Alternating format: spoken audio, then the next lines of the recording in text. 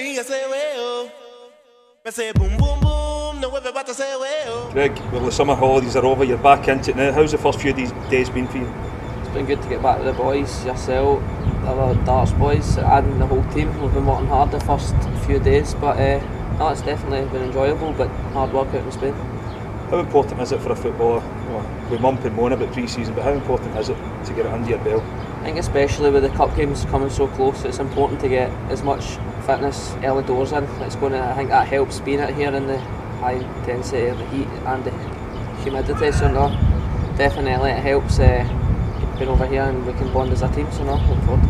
You obviously had that little bit of added bonus of not having as long a break as the rest of us due to the Scotland under 20s in Toulon. How good was that experience for the second year in a row? No, it was enjoyable again. It's like with a good group of boys, quite a mixture of ages from 16 to 21. So no, we done well again. We were probably unlucky to lose it in the semi-final against England. We were 1-0 up at half time and ended up going out. But no, it was a good experience again. But now the focus is back at Kilmarnock and looking forward to the first cup game. Going back to that, what experience do you take from playing international football that you can bring back to Kilmarnock? And especially because there is a young group, for the likes of yourself, trying to pass that experience on to them. I say it's good to test yourself against different types of opponents. Like, when would you ever get the chance to play against teams like Turkey and teams that are out with Europe, even African teams we ended up playing against in our group stage, and that was definitely something different because it's different styles of playing. Again, you're always learning, so I think that helps for standing you in good stead in the cup games and the league games, etc. Here is because you're used to different styles. So you spoke about adapting to different styles and that. Was that something that even when you were away was evident in terms of the training and that? I wouldn't say the training's too different. It's hard because there's so many games in the Toulon tournament. You're playing every 2 and 3 days, so you don't get a lot of time to work on, etc. Whereas the gaffer's very, as you know yourself, he gets us down like we're working in our shape, we're working as a compact unit with a team, whereas it's more just resting up the legs and the odd bit of shaping here and there. So no, I think you try and get your practice in that way for when you're away is the week before you go, but when the tournament starts it's difficult. Going back to last season as a Kilmarnock footballer, I think you missed one game, the unfortunate one against United at the start, but how big you look back in last season, your career going forward, as a big step to Greg Taylor, really cement his place as a first team footballer?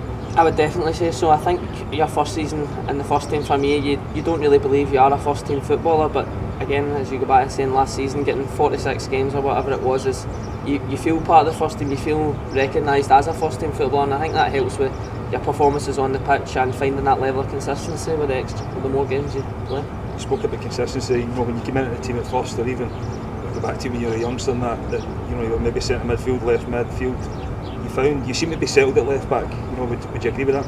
I do. I think it helps getting the run of games in the same position. I think I've always said that it's been where I'm my best at. It was a training game that ended up becoming a cross as a left back, and I think I've just really, I'd like to say, I kicked on from there. It's helped me getting that run of games, and that's when I see myself definitely now. How important would you say the manager has played in that role as well, in terms of identifying and giving you the knowledge of how to play it, where to be, if a team's attacking us down, or the right hand side to tuck in and stuff like that as well? How big an influence has he been in you? He's been massive. He's been absolutely massive. I can't emphasise that enough. I think it helps him being a fullback previously. He knows the tricks of the game. He knows what you need to do and where you need to be, and also I think it helps.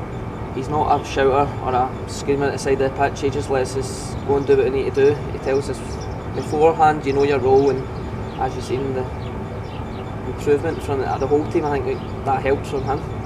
In terms of a personal note, in this season coming up, where could Greg Taylor improve, get stronger? What's his goals going forward? I think I can definitely improve in lots of aspects. My throw-ins for one. That's definitely one. That is definitely one. I could improve in the air. I can definitely improve everywhere, but I think also I've got a good basis in all of these things again. So apart from throw-ins, I've got a terrible basis in throw-ins. Aims, I don't really know. I'd like to eventually hopefully play for the A team of Scotland. I know it's difficult with the two in front of me, or 2 or 3, whatever it is, but that has got to be an aim, and just hopefully keep my place in Kilmarnock's team and see where that takes me.